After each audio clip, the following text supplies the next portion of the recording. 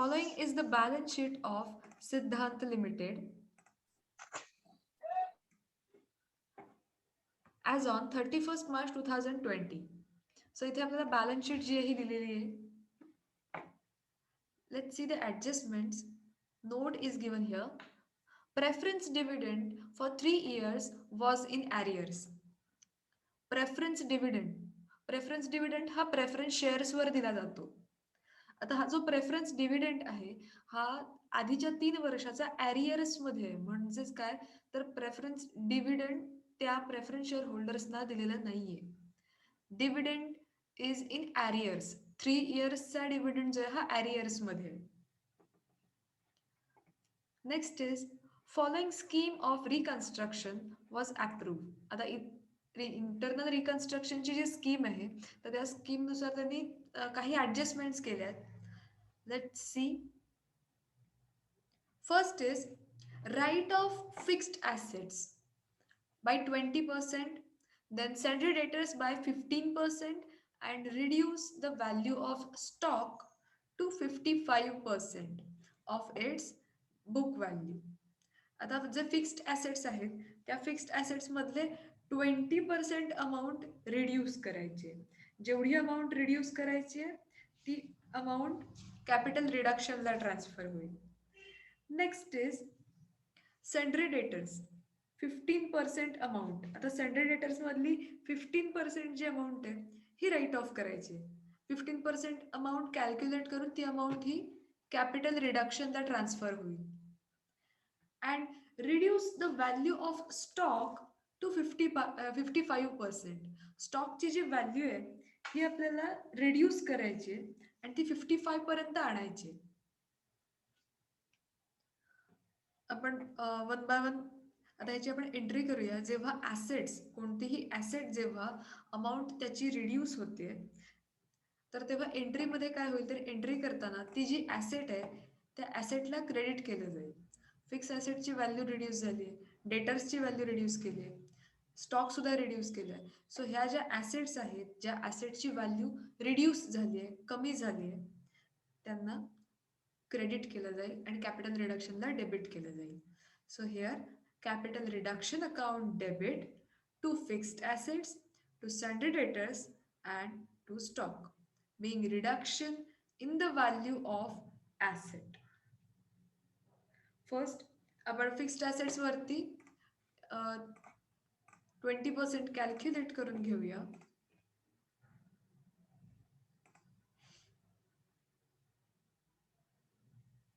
Fixed assets किती दिले 21 लाख दिलेले आहेत. 21 लाख वरती 20% तुम्हाला इथे कॅल्क्युलेशन करायचंय. बघा किती येतात.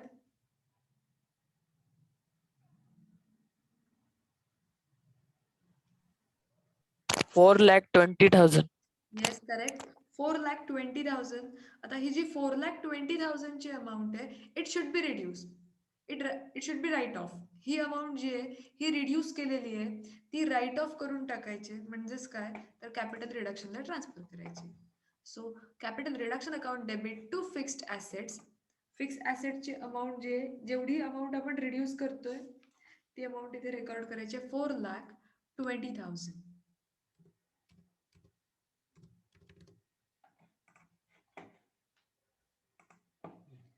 Next sundry debtors by 15%. Sundry डेटर्सची अमाऊंट बघा किती आहे. सन्ड्री डेटर्सची अमाऊंट येताना त्यांनी किती दिली आहे 15 लाख अमाऊंट दिलेली आहे. त्याच्यावरती आपल्याला 15% अमाऊंट जी आहे ही कॅल्क्युलेट करायची आणि जेवढी अमाऊंट येईल ती आपल्याला रिड्यूस करायची. So 15%. 2,25,000. Yes correct. So 2,25,000 debtors मधून आपल्याला लेस करायचे.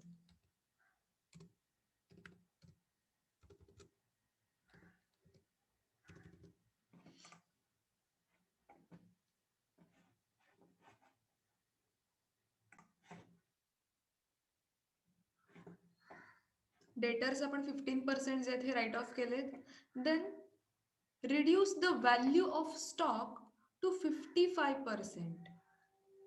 C reduce the value of stock to 55% means इथे स्टॉकची जी व्हॅल्यू आहे ही 55% ची आपल्याला अमाऊंट तिथे बॅलन्स शीटला रेकॉर्ड करायची आहे. आता बघा स्टॉकची अमाऊंट किती दिलेली आहे, स्टॉक 20 लाख अमाऊंट दिलेली आहे. आता या 20 लाख वर जर तुम्ही 55% अमाऊंट कॅल्क्युलेट केली तर तुम्हाला काय मिळणार आहे, इथे 11 लाख मिळतील. 11 lakh. Yes, correct. सो जी 11 लाख जी अमाऊंट आहे it should B recorded in balance sheet, because स्टॉकची जी व्हॅल्यू आहे ही आपल्याला काय करायची, 55% व्हॅल्यू करायची.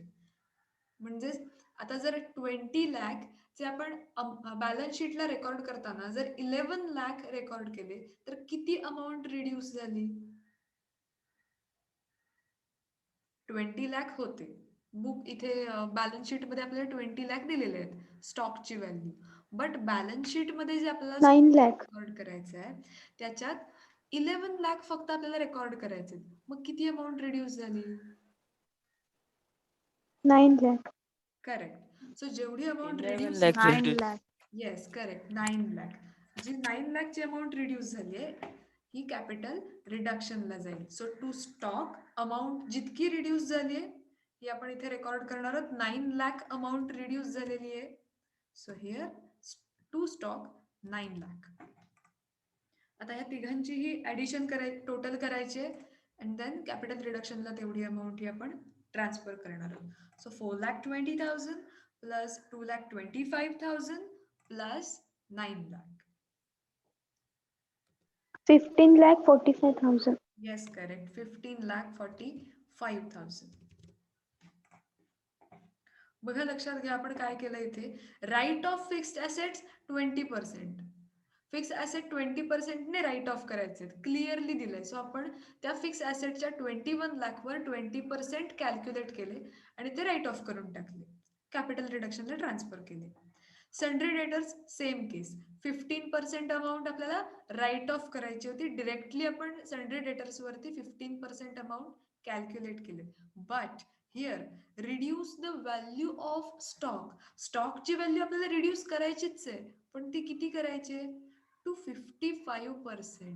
स्टॉकची व्हॅल्यू रिड्यूस करून ती 55%ची अमाऊंट बॅलन्स शीटला रेकॉर्ड करायची. जर स्टॉकवर 20 लाखवर आपण 55% अमाऊंट कॅल्क्युलेट केली तर आपल्याला मिळणार आहे काय, 11 लाख. मग ही 11 लाखची अमाऊंट बॅलन्स शीटला जाईल. जर 20 लाख मधले 11 लाख जर आपण रेकॉर्ड करत असू बॅलन्स शीटला तर जेवढी अमाऊंट आपली रिड्यूस होते ती रिड्यूस झालेली अमाऊंट कॅपिटल रिडक्शनला ट्रान्सफर होईल.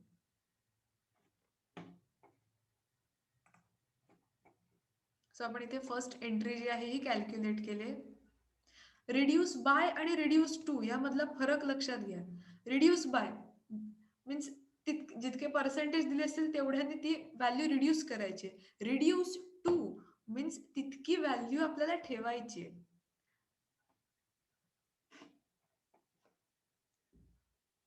ओके, नेक्स्ट ट्रान्झॅक्शन आपण बघूया. Preference share holders to forgo arrears of preference dividend. मगाशी मी जसं म्हटलं होतं इथे नोट आपल्याला दिलेली आहे, preference dividend for 3 years was in arrears. Preference share होल्डर्सना त्या प्रेफरन्स शेअर्स वरती प्रेफरन्स डिव्हिडंड मिळतो आणि त्या शेअर होल्डर्सना 3 वर्षाचा डिव्हिडंड हा मिळालेला नाहीये, तो अजूनही ॲरियर्स मध्ये आहे. बट प्रेफरन्स शेअर होल्डरने काय केलंय, दे फर्गो द ॲरियर्स ऑफ प्रेफरन्स डिव्हिडंड. फर्गो म्हणजेच काय तर त्याने तो रिड्यूस करून टाकलाय, कॅन्सल करून टाकलाय, राईट ऑफ करून टाकलाय, त्यांना तो नकोय, त्यांनी तो सॅक्रिफाईस करून टाकलाय. Preference share holders to forgo arrears of preference dividend. जेव्हा ॲरियर्स मधला प्रेफरन्स डिव्हिडंड हा फर्गो केला जाईल किंवा सॅक्रिफाईस केला जाईल कोणतीही एंट्री येणार नाही, इथे कोणतीही जर्नल एंट्री पास होणार नाही.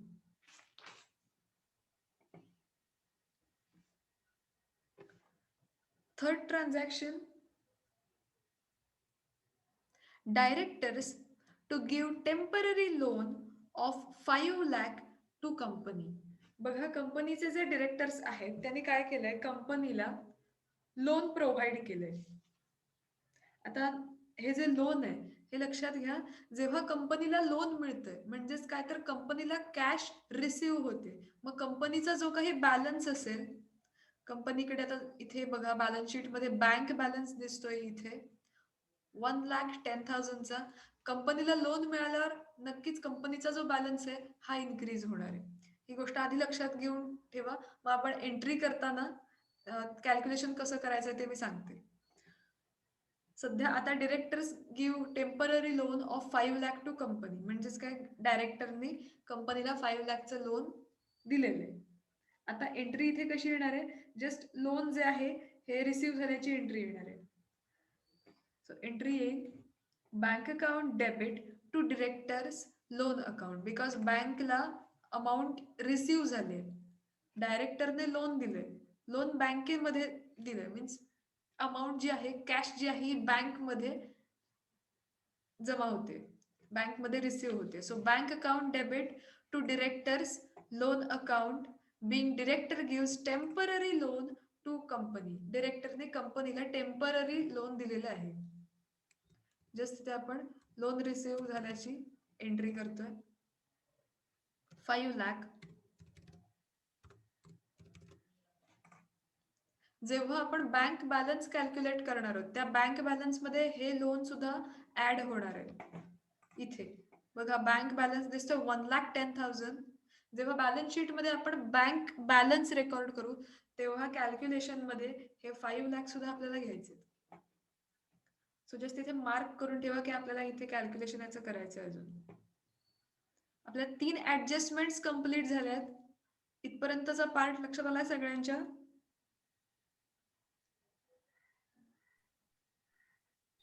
Yes, ma'am. Yes, ma'am. Okay. Let's see the next adjustment. The company settled tax liability. कंपनीची जी काही टॅक्स लायबिलिटी होती बघा बॅलन्स शीट मध्ये provision for tax is given. Tax liability, कंपनीला टॅक्स पे करायचा आहे.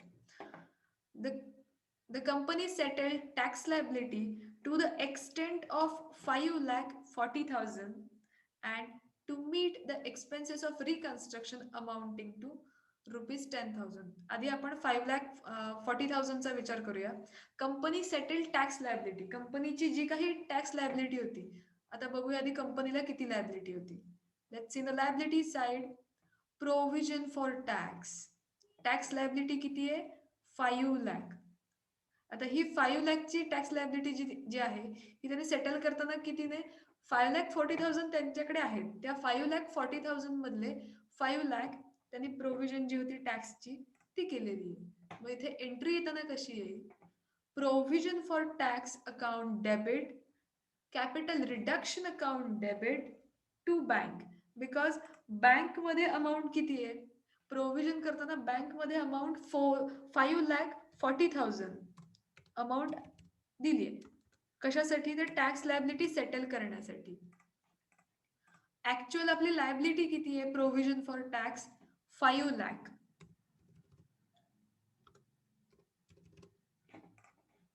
सो 40,000 जे उरलेले आहेत, बिकॉज बँकने इश्यू करताना 5,40,000 दिले, मीन्स प्रोव्हिजन साठी सेटलमेंट करण्यासाठी 5,40,000. बट ऍक्च्युअल आपली लायबिलिटी किती आहे, ऍक्च्युअल लायबिलिटी आपली 5 लाखच आहे. सो जेवढी अमाऊंट रिमेनिंग आहे 40,000, it should be transfer to capital reduction account.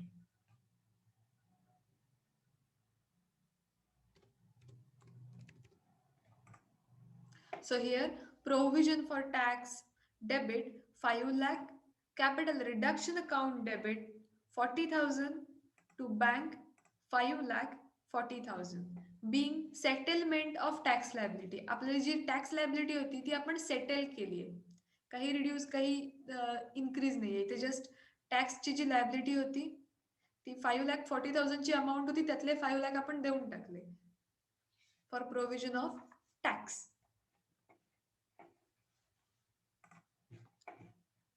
त्याच ऍडजस्टमेंट मध्ये पुढे दिलेलं आहे to meet the expenses of reconstruction amounting to 10,000. Reconstruction expenses साठी 10,000 जे आहेत हे दिलेले आहेत. So capital reduction account debit to bank. So capital reduction account रिकन्स्ट्रक्शनचे एक्सपेन्सेसचे जेवढी अमाऊंट आहे ही रेकॉर्ड केली जाईल. 10,000 to bank account 10,000. Being reconstruction expenses paid. जे रिकन्स्ट्रक्शन एक्सपेन्सेस होते हे पे केलेले आहेत आपण.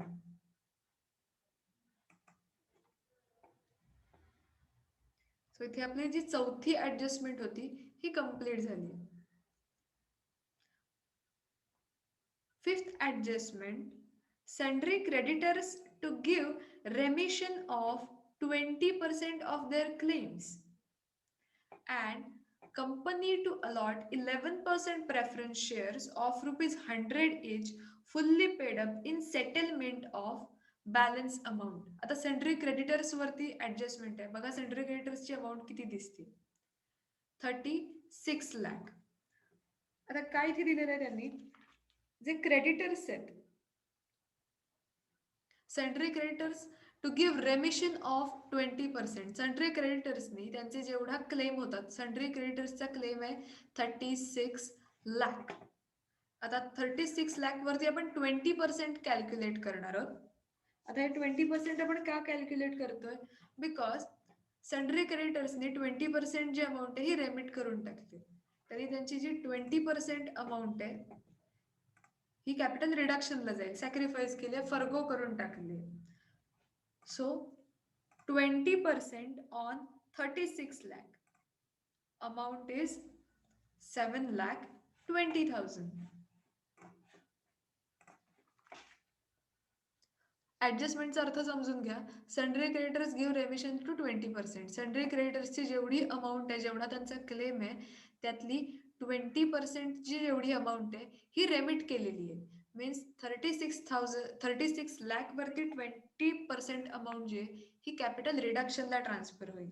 आणि जो रिमेनिंग त्यांचा जितका क्लेम आहे, या क्लेमचे 11% प्रेफरन्स शेअर्स जे आहेत हे अलॉट करायचे. सो इथे कॅल्क्युलेशन कसं येणार आहे बघा. आपलं कॅल्क्युलेशन सोपं आहे. जेवढा क्लेम होता त्या क्लेम वरती 20% अमाऊंट कॅल्क्युलेट करायची आहे. बघा 36 लाख वर 20% किती येतात?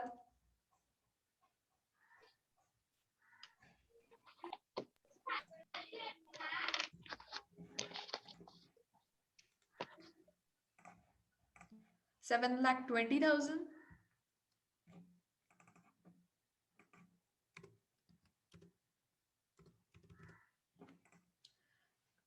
सो 7,20,000 अमाऊंट कॅपिटल रिडक्शनला जाईल, बिकॉज तेवढी अमाऊंट त्यांनी सॅक्रिफाईस करून टाकले. तेवढा आपला क्लेम कमी झालाय. आता जी उरलेली अमाऊंट आहे 36 लाख मधले जर तुम्ही 7,20,000 अमाऊंट ही लेस केली तर उरलेला जितका क्लेम आहे बघा किती क्लेम उरतोय. 36 लाख मायनस 7,20,000, 28,80,000 अमाऊंट जेवढी आहे हा क्लेम आता अजूनही आपला रिमेनिंग आहे. मग हा क्लेम कशा प्रकारे आपण सेटल करायचा आहे, तर त्यांनी म्हटलंय त्या 28,80,000 चे प्रेफरन्स शेअर्स जे आहेत हे आपल्याला इश्यू करायचे, अलॉट करायचे. See here, company to allot 11% preference shares of rupees 100 each fully paid in settlement of balance amount. जेवढी अमाऊंट आता रिमेनिंग आहे ती सेटल करण्यासाठी तेवढ्या अमाऊंटचे प्रेफरन्स शेअर्स आपल्याला अलॉट करायचे. That's why sundry creditors account debit to capital reduction to 11% preference share capital account.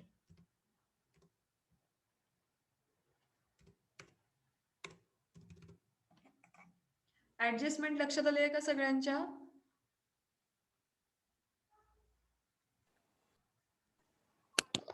Yes, ma'am. Yes, ma'am.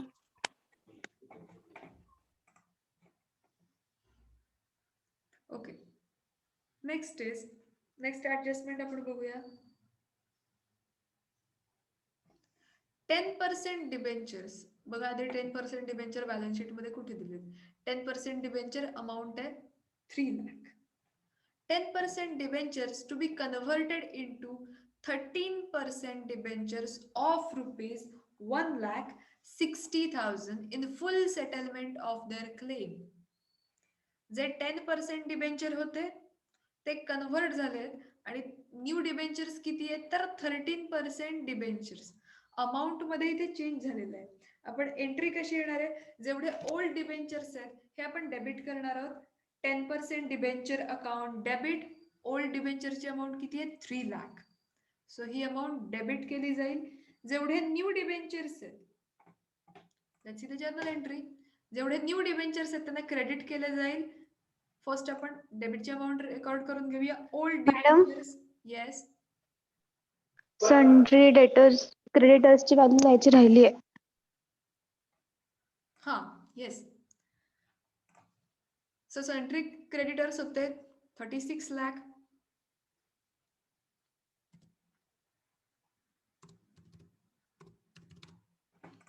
Okay see here. Sundry क्रेडिटर्सचे जे आपण कॅल्क्युलेशन केलं त्यामध्ये 20%चा त्यांचा क्लेम होता हा त्यांनी रेमिट केलाय. सो आपण 20%चा जो क्लेम आहे हा कॅपिटल रिडक्शनला ट्रान्सफर करतोय.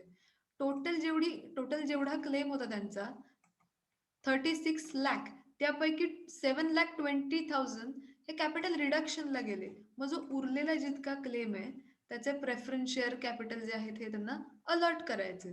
So here to 11% preference share capital 28,80,000. आणि या दोघांची टोटल जी आहे ही सन्ड्री क्रेडिटर्सला जाईल. सो 36 लाखचा जेवढा क्लेम होता तो आपण इथे रेकॉर्ड करतोय.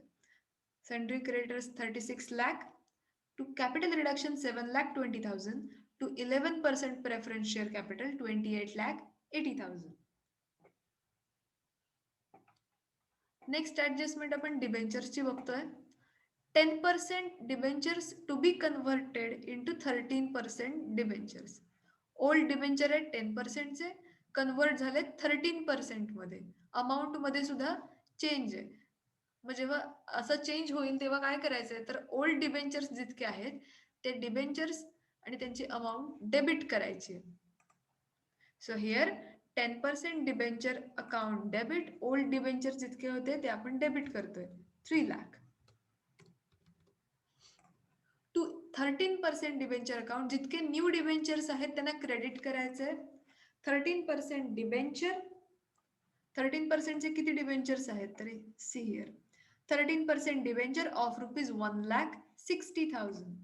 So here 1,60,000 न्यू डिबेंचर्स जे आहेत हे आपण क्रेडिट करतोय आणि त्यांची अमाऊंट ही रेकॉर्ड केली आहे. आता 3 लाखचे ओल्ड डिबेंचर होते. न्यू डिबेंचर 1,60,000 आहेत. जेवढा रिमेनिंग बॅलन्स आहे किंवा जेवढी अमाऊंट ही रिड्यूस झालेली आहे it should be transfer to capital reduction account. आता 3 लाख मधून तुम्ही 1,60,000 मायनस केलेत की तुम्हाला जेवढा डिफरन्स आहे हा मिळणार आहे. 140,000. 1,40,000. Yes correct. 1,40,000. ओल्ड डिबेंचर जे होते ते कन्वर्ट झाले, न्यू डिबेंचर्स केलेत आणि न्यू डिबेंचरची अमाऊंट दिलेली आहे. सो आपण न्यू डिबेंचरची अमाऊंट रेकॉर्ड केली आणि या दोघांमधला जो डिफरन्स आहे हा कॅपिटल रिडक्शनला ट्रान्सफर झालेला आहे. Next adjustment, equity shares to be reduced to ₹2. See here. Equity shares जे आहेत, इक्विटी शेअर प्रत्येक शेअर किती रुपीजचा होता 10 रुपीजचा होता. 10 रुपीज ऑफ इच शेअर. तो रिड्यूस करून त्यांनी कितीला आणलाय तर रिड्यूस करून त्यांनी 2 रुपीजला केलेलं आहे. मीन्स 8 रुपीज रिड्यूस झालेत. Equity shares to be reduced ₹2 each fully paid. आधी आपण इक्विटी शेअर्स पर्यंतची जेवढी ऍडजस्टमेंट आहे ती आधी करून घेऊया.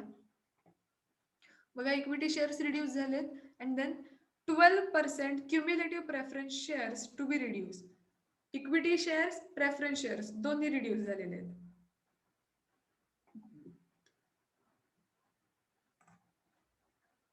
फर्स्ट आपण इक्विटी शेअर कॅपिटल जे हे रिड्यूस करून घेऊया.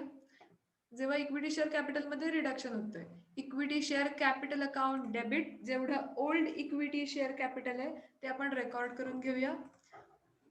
Equity shares of ₹10 each. Balance sheet मध्ये बघा ओल्ड इक्विटी शेअर कॅपिटल दिसतंय.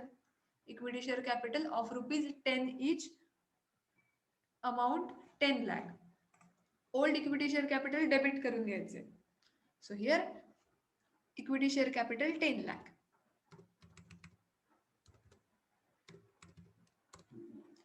देन जितके न्यू इक्विटी शेअर कॅपिटल आहेत हे आपल्याला क्रेडिट करायचे आणि जेवढा डिफरन्स आहे आणि हा कॅपिटल रिडक्शनला ट्रान्सफर होईल.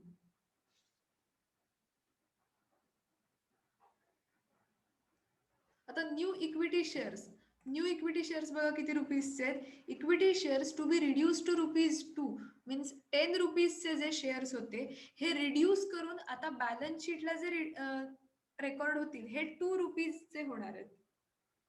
प्रत्येक शेअरची व्हॅल्यू ही ₹2 आहे.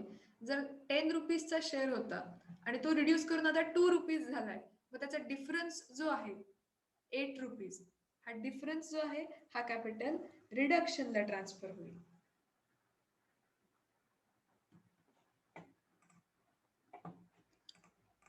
सो हिअर इक्विटी शेअर्स, आपण नंबर ऑफ इक्विटी शेअर्स किती आहेत हे बघूया.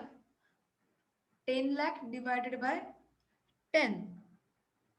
So 1 lakh number of equity shares आणि जेवढे नंबर ऑफ इक्विटी शेअर्स आहेत त्याला त्याची जेवढी व्हॅल्यू दिलेली आहे ₹2 त्याने आपण मल्टिप्लाय करणार आहोत.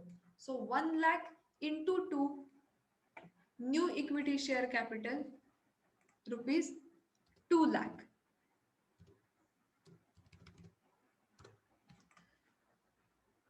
जितकी अमाउंट रिड्यूस झालेली आहे it should be transfer to capital reduction account. 8 lakh. 8 lakh. Yes, correct. इथे तुम्हाला लक्षात घ्यायचंय किती ने कमी झाले आणि किती कमी झाले. ओके, या ट्रान्झॅक्शन मध्ये काय होतं, रिड्यूस ₹2 म्हणजेच काय, तर 10 रुपीजची व्हॅल्यू होती ती रिड्यूस करून 2 रुपीज केलेली आहे. म्हणजे बॅलन्स शीटला रेकॉर्ड होताना 2 रुपीजच्या व्हॅल्यूने रेकॉर्ड होईल. जर 10 रुपयाचे 2 रुपये झाले मग डिफरन्स कितीचा आला, 8 रुपीज. सो तितका कॅपिटल रिडक्शनला ट्रान्सफर होतोय. त्याच्याच पुढे कंटिन्यू करून ऍडजस्टमेंट बघूया. Equity share to be reduce to ₹2 fully paid up complete झाले. अँड 12% क्युम्युलेटिव्ह प्रेफरन्स शेअर्स, बघा 12% cumulative preference share is given in balance sheet. 12% cumulative preference shares of ₹100 each, 7 lakh. So 12% preference shares to be reduced to 1 lakh cumulative preference shares of ₹2 each fully paid up.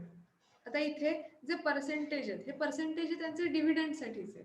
Just इथे 12% चे जे cumulative preference shares आहेत हे आपल्याला reduce करायचे.